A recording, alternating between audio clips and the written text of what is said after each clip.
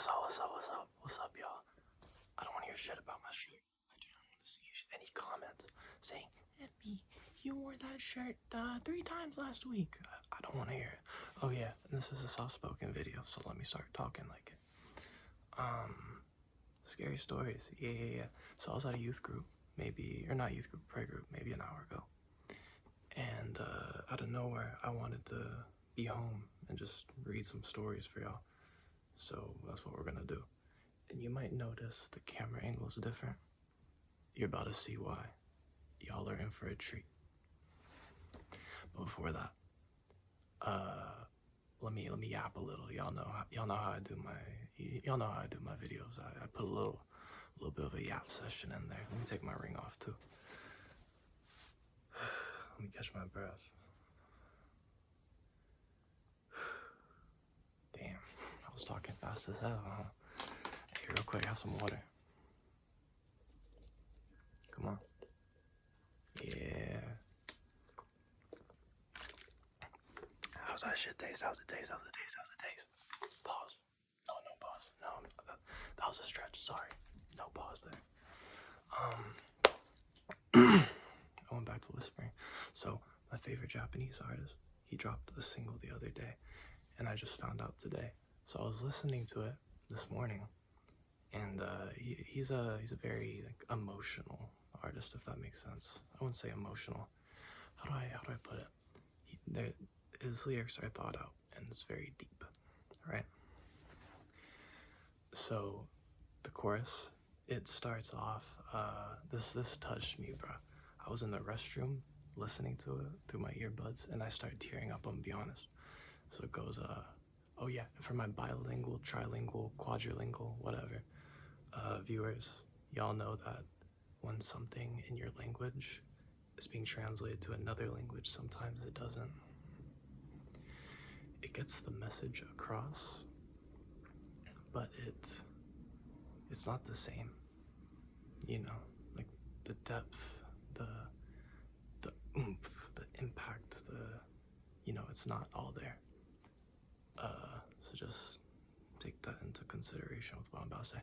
So he goes, when it's raining, days that it's raining, you need an umbrella, right? Umbrella stops the rain from drizzling on your head, drizzle. And then he goes, for kids who are crying, and in my head I auto-filled, oh, they need a fucking tissue, get that kid a tissue, they crying, they need to, you know what I mean? Knowing damn well he wasn't gonna say that, because this shit's deep. He goes, for kids who are crying, listen, for kids who are crying, they need a dream. They need a dream. Damn, that hit me. It might sound like, MP, Jake, what are you on about? This is some simple shit. What are you getting all worked up about?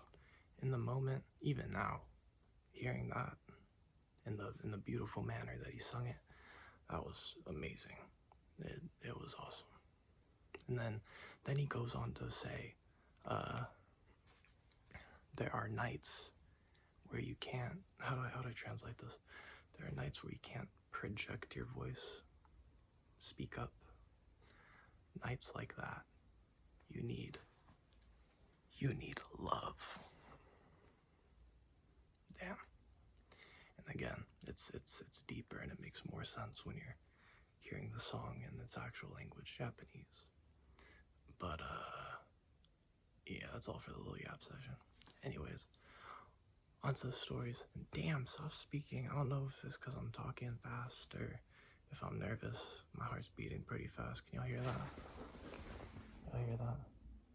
Y'all probably don't hear that. Y'all probably don't hear that. Damn, MP. I was about to say skits for fact. That would make no sense.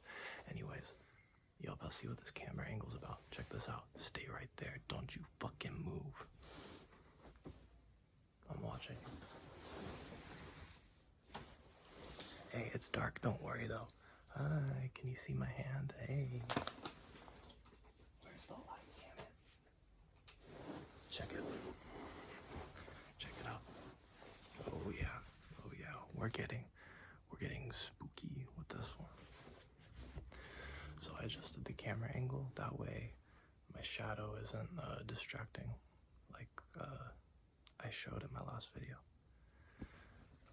Plus I'm going to be holding something to read the stories off of, and the angle will be just right to where it won't get in the way or nothing, you know?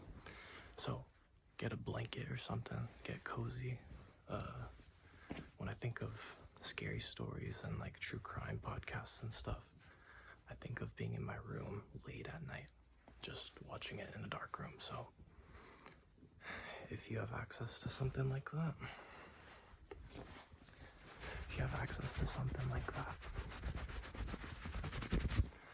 I recommend you do so. And I do not want to go to my comments to see some iPad kid. I don't want to hear none of that, okay? We're going to put our password in. I know there are going to be some of you who saw me do that and going to be able to guess my passwords. Y'all are different. I'm going to be honest. Y'all are built different. So, alright. I thought, what's the fun in reading something I've already read to show you guys? So I'm gonna find some stories I haven't read, and we're gonna experience them for the first time together. You know what I mean? That's what we're gonna do. So let's see. This is on Reddit, by the way. r/nosleep. Alright, let's get into it. Is my shit bugged? Yo! Okay, we go. So a long time ago, I would used to read a lot of these on my own time. And I saved some that I wanted to read later, but I never got to them. I'm gonna go through those. I have not read them. I just kept them for a later time, which is now, with you. So let's do it. Let's go with this one. I like space, sci-fi sort of things. What's a good angle? Like this? Put it here? Yeah, I think so. Alright, y'all are not ready for this. The James Webb Telescope discovered something terrifying in deep space. That's the title of it. Here we go. I work for NASA as an astronomer, and there are certain things we keep hidden from the public. No, the Earth isn't flat, and aliens don't control the government.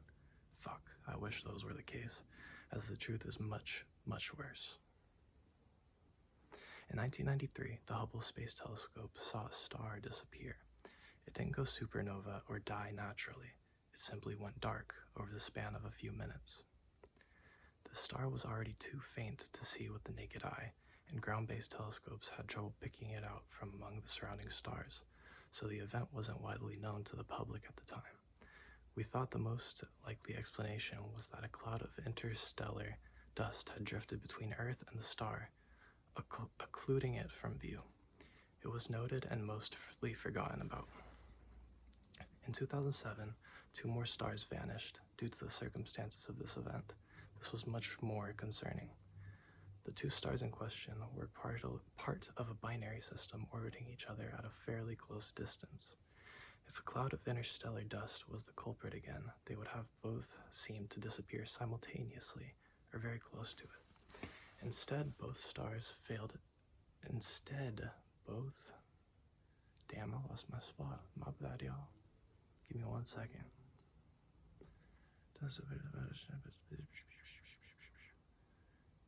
Jake, you lost your spot. Shut the fuck up. And we're just gonna restart here.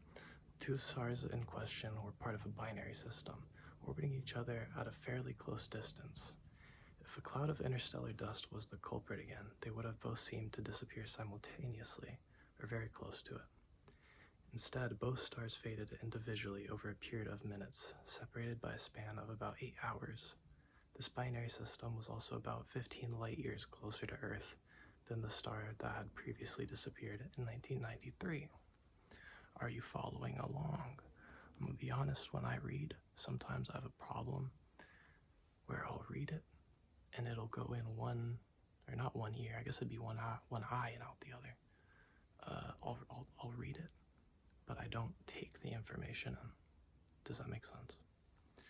So I need to actively make sure I'm remembering everything as we're doing this. Shit. After carefully reviewing millions of Hubble images, 2 more stars were identified which had gone out in the years 1995 and 2002. These were all in the same stellar neighborhood, only a handful of light years from each other.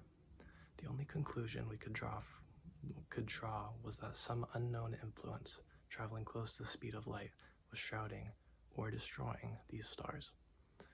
Unfortunately, the Hubble wasn't sensitive enough to tell us any more than that. The James Webb Space Telescope first came online a few months ago. Although official channels will tell you that it's still undergoing testing, we have been actively collecting data since early February. One of the first things we did to aim the telescope at the regions of space occupied by the vanished stars. If they were being blocked by dust clouds, a hope some of us still held on to, the increased sensitivity of the JWST, James Webb Space Telescope. For y'all who didn't catch that. MB, we're not stupid. Yeah, you're right, my bad. Just want to make sure you know. Fuck, I lost my spot. No, I didn't. I take that back. That was a test. How many of y'all believe that? Y'all think I'm stupid or something, huh? You're real funny. The increased sensitivity of the JWST may have been able to see through them and confirm that the stars were still there. Unfortunately, we had no such luck. The first 3 stars that had disappeared were still completely dark. Gravitational wave detectors, though, soon found something odd. In all cases, not only were the stellar masses still present, but the amount of mass had actually increased. Meaning they were bigger or more. I don't know what it could be. I'm trying to sound smart when I really just sound like an idiot. My fault. More sensitive observations had also detected a type of string or web stretching through space connecting these now invisible stars. Wait, what? So, the stars that seemingly vanished are still there, but in reality, they've gotten bigger? Is that right?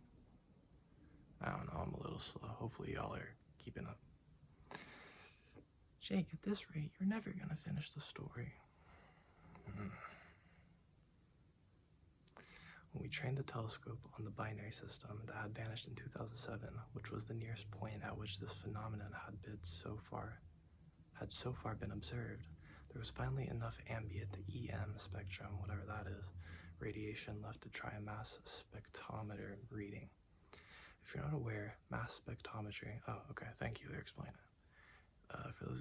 Mass spectrometry is an incredibly useful process whereby measuring the patterns of light wavelengths emitted or reflected by an object, we can learn.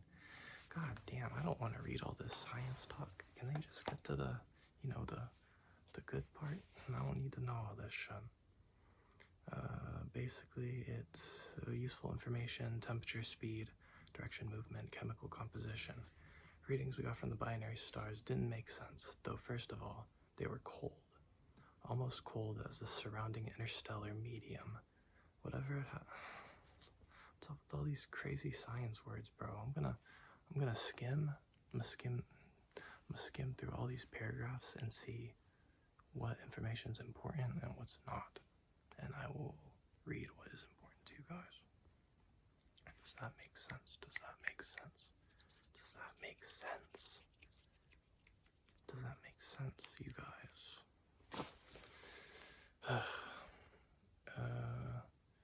Let's see. The massive star-spanning structure was primarily composed of materials that we didn't even have names for. It may not even have been matter as we understand it. Okay, so this is some beyond our comprehension material stuff like a goddamn some shit you spawn in a sandbox game or something, you know what I mean? Speculation had ran rampant. Obviously, such a thing couldn't be a natural phenomenon. Finally, we had proof of extraterrestrial life. Okay, yeah, so aliens and stuff. But what was this thing we had discovered, and for what purpose was it being built? Being built? Did I miss something? No, I didn't miss anything. I read the important parts. Oh, the stars, the three stars that disappeared, them being bigger, was these aliens or something building around it, I think. Hopefully I'm not wrong. I hope not. Let's see.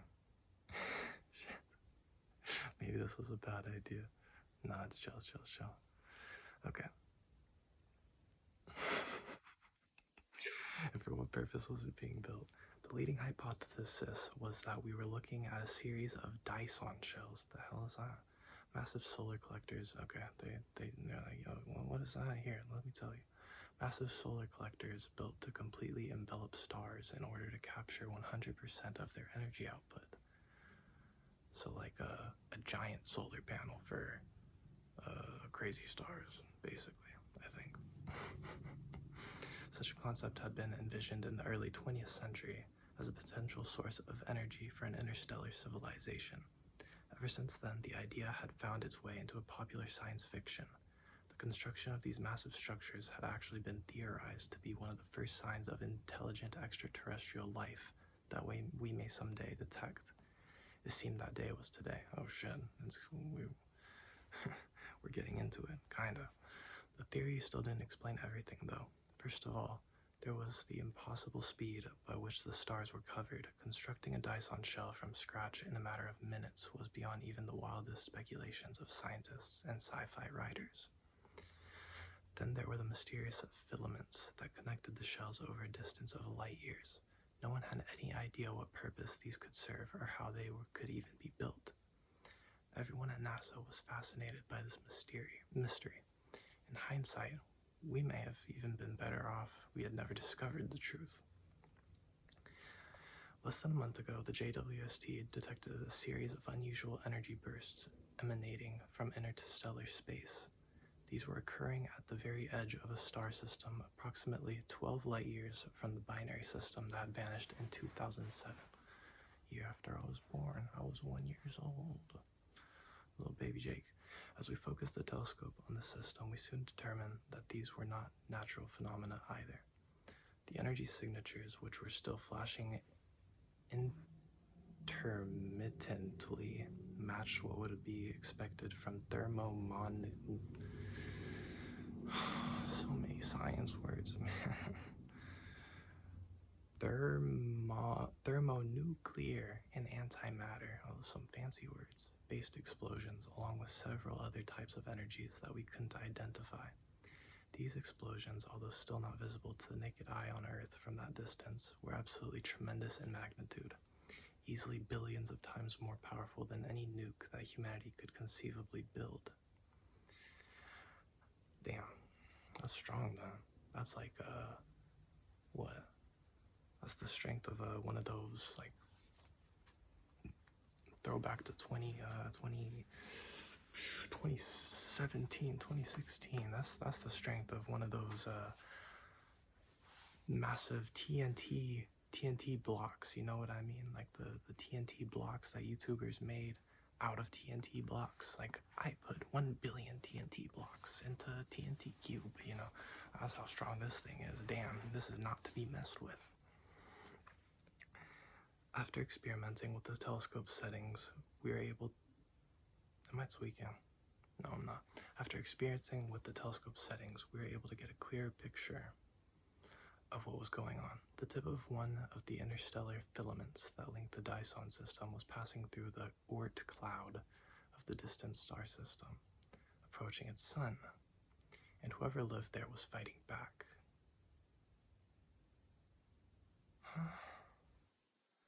So what, you're telling me someone's living on the sun?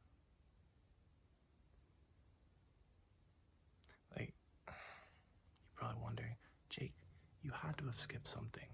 You said you were gonna skim through paragraphs and see what was important. You must have missed something.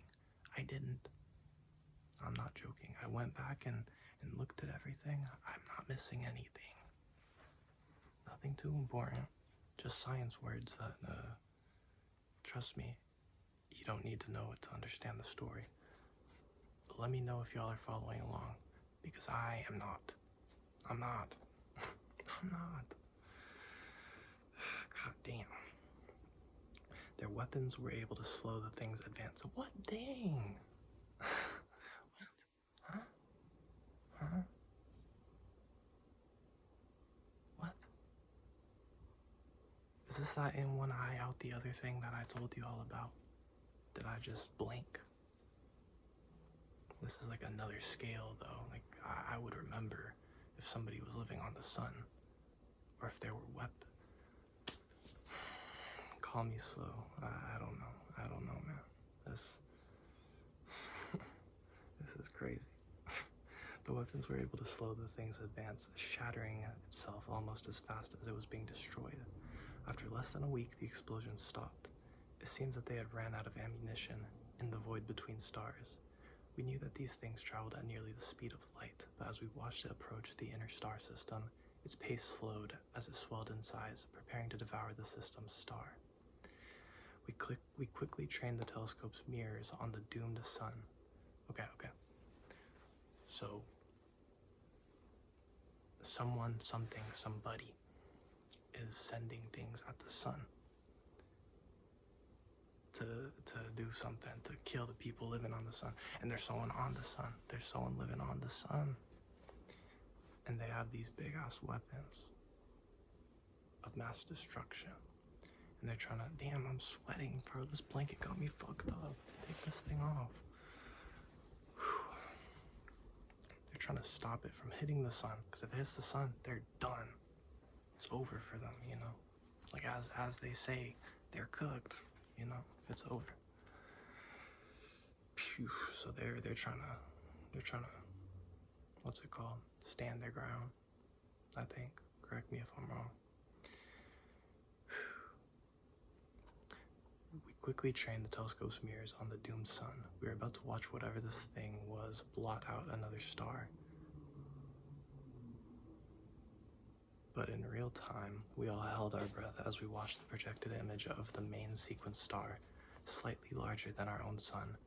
At first, nothing seemed to be happening, but soon a small shadow appeared on the edge of the luminous orb, soon followed by another shadow, and then a third.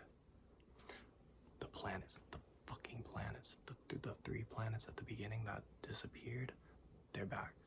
They're back for part 2. Okay. Alright.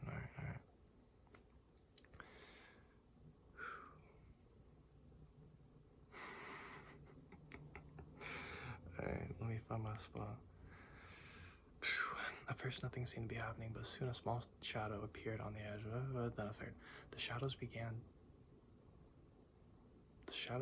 to converge, forming a strange yet somehow familiar pattern as they blocked out the star's light. Okay, so these 3 shadows are the planets. I'm calling that a familiar pattern. Okay. They're all converging. They're gonna make the pattern that they're seeing are all the states. I guarantee it. America, Canada, Australia, whatever the continents are. That's what these patterns are. I'm calling it, and I am not reading ahead because I'm gonna be right. Watch this. What are those? One of my colleagues gasped. They almost looked like she paused, as if afraid to say the next words for fear of ridicule. I, however, have no such hesitancy. Leaves? Oh.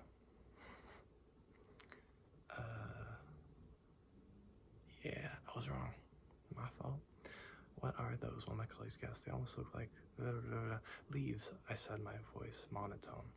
The situation was far too incredible to express any emotional reaction, even that of pure shock. They look like leaves. We watched as, over a period of minutes, a web of shadowy outlines matching the familiar shape of oblong leaves and thin vines proceeded to blot out of the remaining light from the distant star. By that point, everyone in the room had realized the truth. The phenomenon we had been tracking for so many years wasn't some hyper-advanced alien megastructure. Hydrogen, carbon, nitrogen, oxygen, and magnesium, some of the familiar elements we had detected, they were all components of chlorophyll. Oh, I know that word. Ain't that the thing that leaves breathe out or breathe in or create? I think. I don't know, I may be wrong. It was a plant, an enormous plant that spanned across light years. Oh, that's actually cool to think about. Imagine that. Wow. Y'all ever seen those like videos on YouTube Shorts or some shit where it shows Earth and then it shows the next biggest planet in our solar system, then it goes up and up and up until we're out of our own solar system, and then it shows all the other planets that we've discovered, from smaller to larger to larger to larger to larger, and then it goes that, you know, you seen those? Imagine a plant, like a space plant, that's as big as some fucking planet named like 22 QCB-A, you know? They got some crazy names to them. Imagine just a plant. Like, I like these kind of stories where it's nothing crazy, like, oh yeah, aliens are gonna come and fuck us all, and we're all gonna die, you know? It's just some, like, unknown. No, it's so cool to me. An enormous plant that spanned across light years, and much like terrestrial plants, it sought out light to fuel itself. Oh, and that's why it's going to the sun. Okay, the filaments connecting the stars across interstellar space were stems, branches. It would grow in the direction of the nearest stars it sensed, completely enveloping them and then moving on. Oh, that's so cool. Oh, that's actually so cool. Damn, so this bitch gonna hit Earth. And it's gonna say this is Earth. And this is the plant stems and the roots. It's over. It's fucking over. That's so cool. Damn. Okay. It would grow in the direction of the nearest stars it sensed, completely enveloping in them and moving on. Any life inhabiting planets orbiting those stars would be left to freeze to death, or perhaps even worse. It was possible that the plant would devour those planets to add to its mass as well. Oh, it just hit me. The 3 planets in the beginning got by the plant. Okay, that probably clicked for y'all like a few minutes back. Not me though. I'm different. For better or for worse. Everyone was silent as the telescope continued to gather data. Eventually, after what seemed like an eternity, a young astronomer spoke up from the far end of the room, addressing our supervisor. Sir, we've begun to detect the formation of another tendril. Oh my god, another one. Leaving the system. Its vector is... He gulped. However the gulp noise is made. Sorry, maybe that was weird, my bad. He didn't need to say any more, but he did anyway. It's heading directly for our sun. How much time do we have? The supervisor replied grimly. Judging by the time lag distance, relativistic properties, and previously observed speeds of this thing, I'd estimate no more than 27 years, sir. That's more than I thought, honestly. Oh no, but they have been tracking this for years, though, so I guess it makes sense. 27 years. We had just watched this galactic weed overwhelm a civilization that was at the very least thousands of years ahead of us, technologically, and we had less than 3 decades. Oh, right. Because there were people living on that sun, and they were trying to fight against the plant that was coming for them, and they failed, and it just ate them. Oh, so it's over for us. There's nothing we can do. If the aliens, with their crazy-ass laser guns and shit, can't defeat this space weed, yeah, no, it's over for us. Ain't nothing we can do. Shit, it's so... That's actually scary to think about, though. Sorry, let me stop yapping. We had less than 3 decades. I'll probably be found in silence for posting this, but I don't care. I have to tell someone. I can't keep this a secret for any longer. When the sun turns black and the world begins to freeze, at least you'll have some idea of what's going on. Small comfort it may be. Okay, stay there. Stay right there.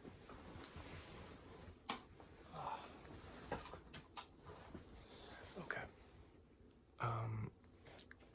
In all honesty, I should have picked a story that I knew wouldn't be as complicated as this one. That's my fault. That's my fault. I take responsibility for that. But just because this video wasn't that great doesn't mean the idea wasn't great, you know? So how about this? I'm gonna skim, after this, I'm gonna skim for more stories. Make sure they don't have these sciencey words that I don't understand. Maybe you don't even understand. I don't want to assume you're stupid. No, why am I calling myself stupid? Get off my dick. I'll skim, make sure they're easier and not this long. And next video I do like this, I'll read those ones. And it's gonna be good. Yeah. Anyways, sorry that was so difficult. I was being difficult too.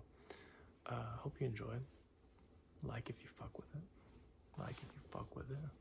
Like if you fuck with it. And comment anything that you'd like to see me do.